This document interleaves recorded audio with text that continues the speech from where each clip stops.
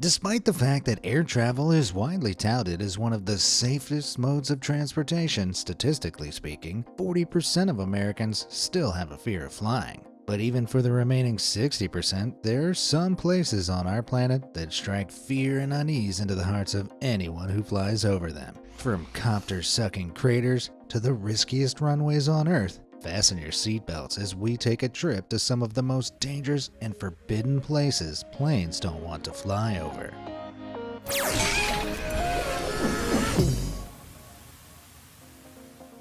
Tibetan Plateau.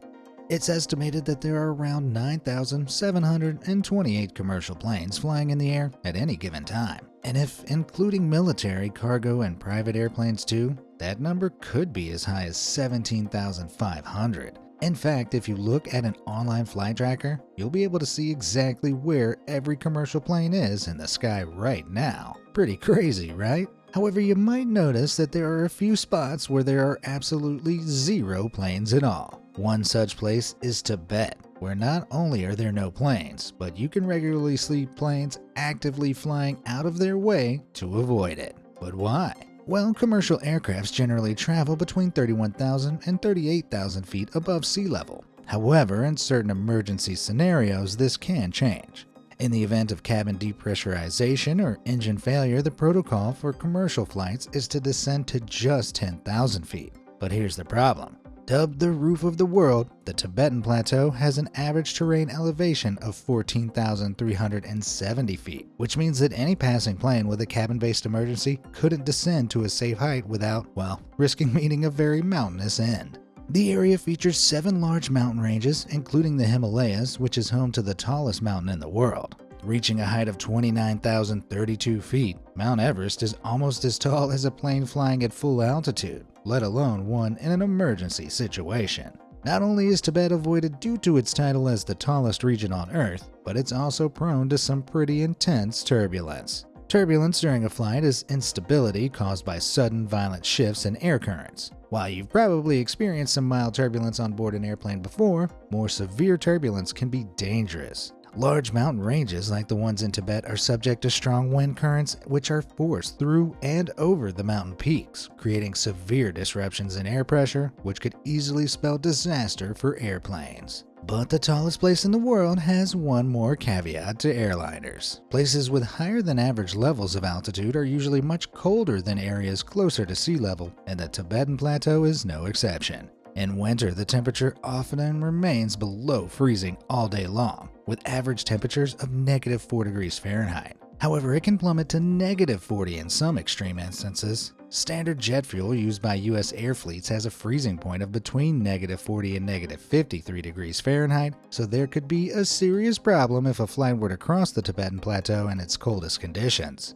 While the heat of plane engines can usually help counteract fuel freezing, accidents like this do indeed happen. On January 18, 2008, British Airways Flight 38 crashed just short of landing on the runway at London Heathrow due to the formation of ice in the aircraft's fuel. The plane's route from Beijing to London took it over notoriously cold parts of Siberia and Mongolia. While the fuel itself remained above its freezing point, small amounts of water in the fuel did freeze thanks to the cold conditions and caused blockages in fuel pipes, which ultimately resulted in engine failure. Thankfully, there were no fatalities, but if you ever need an excuse to avoid traveling to cold places, the chance of frozen jet fuel ought to do it. Lava landings. While freezing flight paths are enough to make any pilot's teeth chatter with anxiety, sometimes the thought of a warmer flight can be sweat-inducing as well, especially when we're talking about flying near a volcano. While commercial flights can travel up to 42,000 feet, far higher than the peak of any volcano on Earth, volcanic ash can easily rise much higher than that. In January 2022, the underwater Hunga Tonga Hunga Aha'apai volcano near the South Pacific island of Tonga erupted, vaporizing 58,000 Olympic-sized swimming pools worth of seawater and producing the largest ash cloud ever recorded. The ash cloud traveled a colossal 190,000 feet, or 36 miles, into the mesosphere. That's the third highest layer of the Earth's atmosphere out of 5. Ash from a volcanic eruption like that is highly abrasive and can destroy a plane's fuselage as well as obscuring and even shattering the windshield. The most vulnerable part of a plane, though, is its engines, and flying through volcanic ash can see a plane go from flying to falling before you know it. On June 24, 1982, British Airways Flight 9 was on its way back to Auckland, New Zealand from London Heathrow Airport when it flew into a cloud of volcanic ash. In the 1980s, passengers were still allowed to smoke on flights, so when fumes began accumulating in the Boeing 747's cabin, the crew initially assumed it was just from cigarettes. But as the smoke continued to thicken, bringing with it a sulfurous smell, it became clear that something was wrong. Turned out volcanic ash had made its way into the engine turbines. Considering a jet engine pulls in enough air to completely suck all the air out of your house in less than a second, it's not surprising that diluting the concentration of fresh air with ash could cause some issues. And as the volcanic ash was melted into glass by the engine's heat, it began to coat the turbine blades, which is, as you can imagine, a problem. In this case, these issues manifested as the worst possible thing: quadruple engine failure. With all engines out of action, Flight 9's pilot, Captain Eric Moody, was forced to attempt to glide the plane down from 37,000 feet to just 12,000 feet while crew members made desperate attempts to restart the engines. Obviously, passengers were terrified and thought that this might just be the last flight they'd ever take. However, as if by miracle, 3 of the 4 engines restarted when enough of the molten ash solidified and shattered off of the engines. Amazingly, there were no casualties as a result of the incident on board Flight 9, but the world of aviation is now much more aware of how damaging a volcanic eruption can be to planes. These days, the presence of volcanic ash is enough to cancel flights altogether, like in the case of the Eyjafjallajökull volcanic eruption in Iceland in 2010. In that instance, the ash cloud was so vast that it meant the closure of most European countries' airspace between April 15th and April 23rd. So clearly, volcanic ash isn't something you want to fly through. But what if you inadvertently found yourself flying inside a volcano? On November 21, 1992, Paramount Pictures employee Michael Benson and Chris Duddy, along with pilot Craig Hoskins, were flying over Hawaii's Kilauea volcanic crater while location scouting. Everything had been running smoothly until, just seconds after reaching the middle of the range's Pu'u'ou vent, the helicopter suddenly and inexplicably began losing power, and therefore altitude.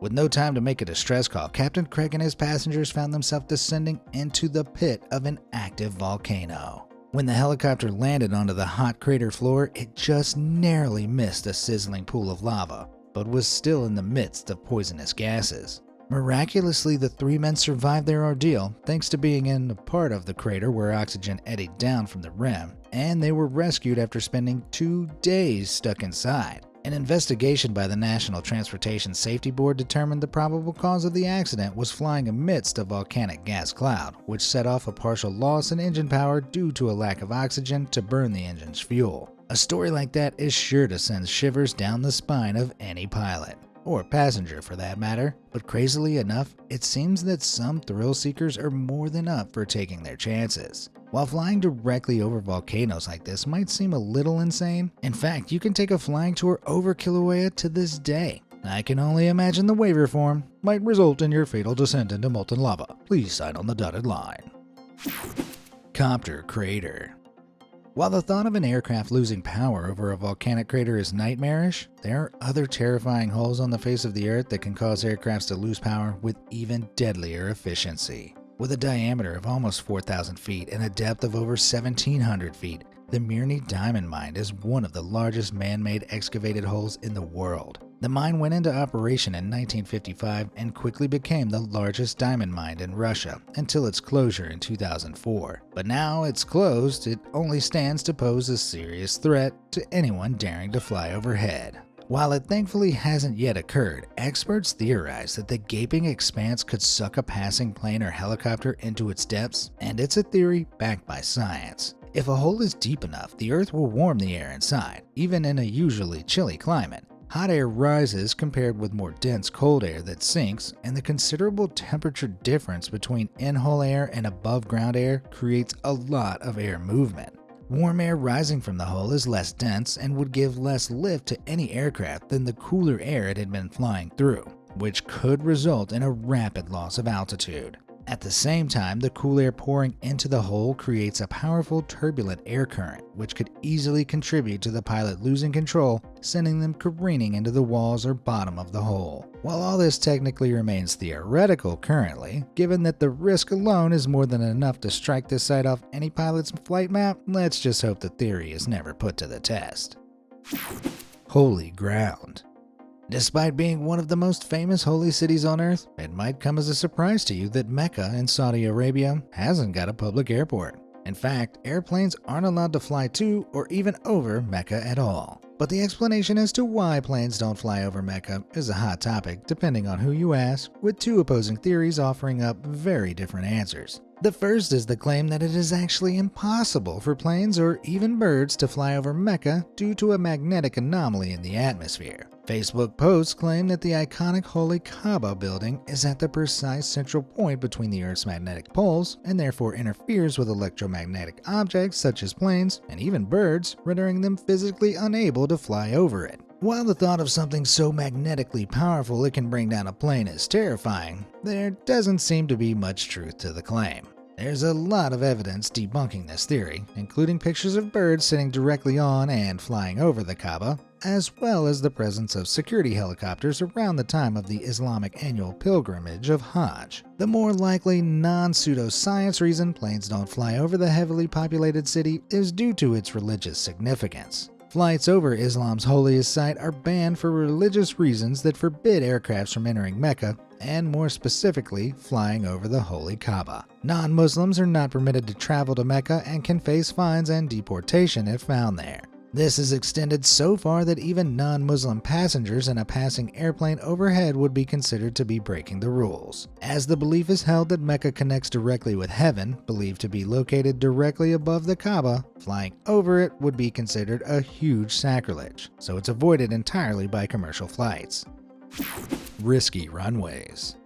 According to Boeing, 49% of all fatal plane accidents happen during the final descent and landing. So when it comes to runways, airports ensure the landing point is as safe as possible. Well, most of them do. Some airports seemingly didn't get the memo. Gisborne Airport is a regional airport located in northeastern New Zealand, and while it might look pretty regular on first glance, there's something very strange and potentially dangerous about this airport. Gisborne is one of very few airports in the world that has an active railway line running directly through its runway. It's believed that the railway was established well before local authorities decided in the 1940s that the site was also the best place for an airport. This resulted in quite the nightmare for air traffic control, who had to constantly monitor train crossings and aircraft landings for more than 70 years. In 2012, Kiwi Rail made moves to scrap some of its rail routes that ran across Gisborne's runway, so nowadays the rail crossing is used exclusively by the local vintage train club.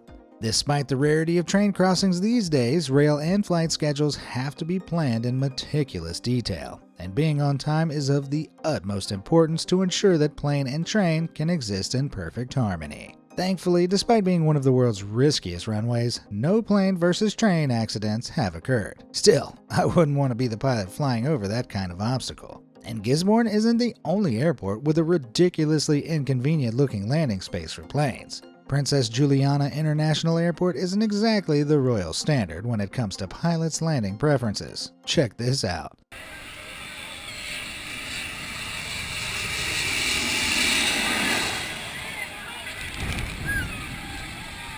That's right, it's hats off, literally, to anyone who dares to visit this beach runway. The Princess Juliana International Airport sees approaching planes descend to just 100 feet above sunbathers on its final approach to the runway. By Caribbean standards, Maho Beach in St. Martin might be too noisy to be idyllic, but I guess it does make for one of the most exhilarating sunbathing sessions around. Despite a 57-year-old woman biting the dust after being blown backwards from the blast of a jet engine in July 2017, thousands still visit Maho Beach every year to catch the jet stream wave. Still, even the most confident pilot's stomach is sure to drop when passing over people mere meters below. No-fly nations. We've looked at a lot of places that planes don't want to fly over, but what about places that planes can't fly? North Korea is touted as one of the most dangerous airspaces in the world, primarily thanks to their unpredictable missile launching schedule and the fact that the North Korean army frequently fire missiles into the Sea of Japan without any prior warning. And because of this, pilots will go out of their way to avoid Japanese waters. Following talks with the US in early 2018, North Korea made an agreement with the International Civil Aviation Organization that they would provide warning of all hazardous activities to aviation, including missile launches. To do this, North Korea would have to log what's known as a Notice to Air Missions, a notice filed with an aviation authority to alert pilots of potential hazards along any given flight route. However, in May 2019, North Korea resumed launching missiles into the Sea of Japan without providing any warning, so something had to be done. In September 2020, the United States Federal Aviation Administration issued a new regulation prohibiting all U.S. commercial airplanes from entering North Korea. While the U.S. enacted measures to prevent its own aircrafts from entering North Korea's risky airspace, there are other countries that are a lot more forthcoming about precisely what will happen if an aircraft goes where it isn't supposed to. Cuba has its own set of rules and regulations for permits to aircraft wishing to land in or even enter their airspace. Unscheduled or unpermitted flights are prohibited from entering Cuban airspace, and aircrafts that are seen to break this rule can face some truly terrifying consequences. On February 24, 1996, Cuban warplanes shot down 2 unauthorized yet unarmed Cessna 377 aircrafts without warning, merely under the suspicion that their pilots opposed the Cuban government. In most other countries like the United States, protocol around restricted airspace is operated by controlling agencies who can approve or disapprove requests for planes to fly through. If an unapproved plane enters the airspace, air traffic control will first contact the pilot via radio and advise them to get gone. If the pilot complies, they'll still be issued with what's known as a brasher warning, which basically lets them know that the aviation authorities aren't best pleased with their flying skills. What would happen if a pilot did not comply with air traffic control's instructions varies from place to place. However, generally, if a plane is deemed to be a clear threat, it can be shot down. But even flying over more remote places can result in pilots ending up behind bars, or worse.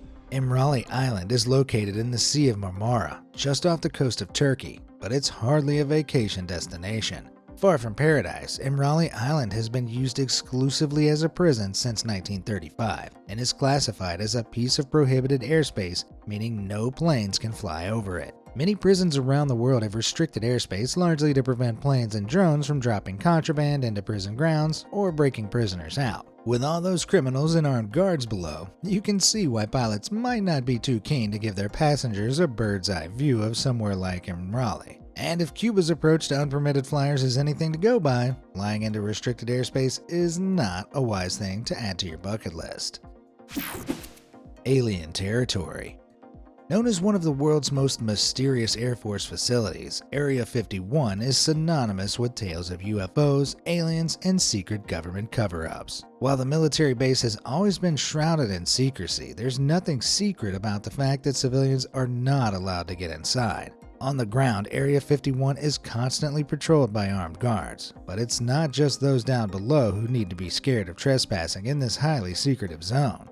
A restricted airspace zone spans out to cover 90,000 acres, and it's alleged if a plane were to come too close to the prohibited airspace, Area 51's security team will radio the pilot with a very stern warning to reroute their trip immediately. Several signposts around the facility warning that the use of deadly force is authorized against any perceived threats, so if a pilot did decide not to reroute, they might have to wave bye-bye to their time in the sky, permanently. And if being shot out of the sky just isn't enough to put pilots off, maybe a run-in with a UFO or experimental military aircraft would be enough to make them skip out on this route. Space Air. Space centers might have some of the most exciting airspace around, but they're most certainly one of the most dangerous on the planet. You know, seeing as they launch space rockets there and all. Among other space stations across the US, the airspace around the Kennedy Space Center in Florida is classified as a restricted fly zone for any aircraft, other than rockets of course. The Space Shuttle landing area at the Kennedy Space Center, classified as R2932, is an area that pilots of non-space flying aircrafts are not allowed to cross within a 30-mile radius when restrictions are active. While you might think this would cause frequent disruptions for commercial flights, rocket launches aren't exactly a frequent sight, even for NASA. With 10 spaceports across the US and an average of 37 launches per year, pilots aren't pressed with worrying about flying into launching rockets too often. Even so, just the thought of it is enough to turn any pilot's stomach whenever a flight path takes them anywhere near a spaceport. Presidential protection. Pilots are prohibited from flying over many areas connected to people of political significance in countless countries, including the UK and USA, one of the most prominent being the White House. The National Capital Region of Washington, D.C., where the White House calls home, is governed by a special flight rules area. There are not one, but two restricted flight zones around D.C., including a 33-mile radius circled around the most severely restricted 15-mile ring that encircles the White House. If a pilot was brave enough, or stupid enough to enter the presidential airspace, they're likely to be intercepted by the military, who will force the pilot to land. This would be followed by several intense interrogations with the Secret Service and Air Force, which will usually result in the pilot's license to fly being revoked. And that's the best case scenario.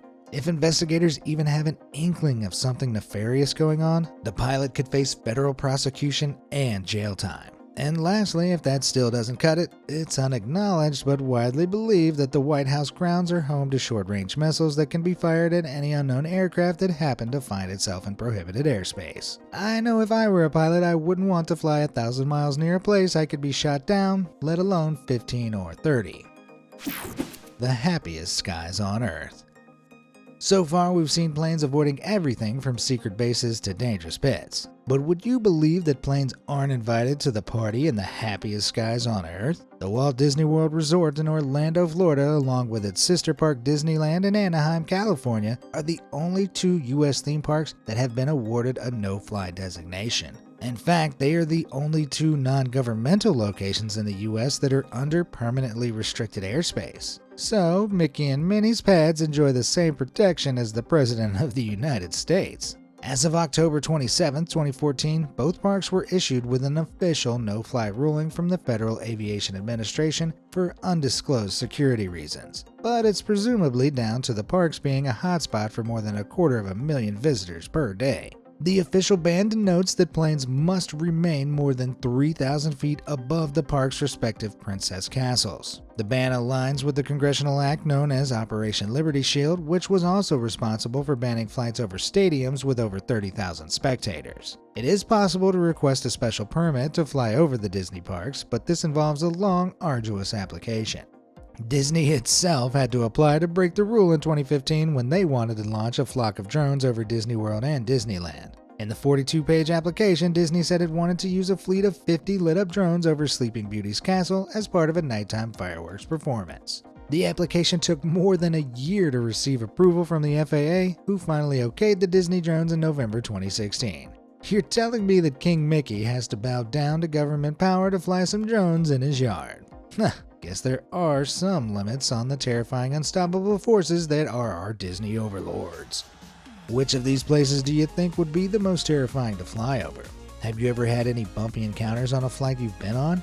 Let me know in the comments below, and as always, thanks for watching.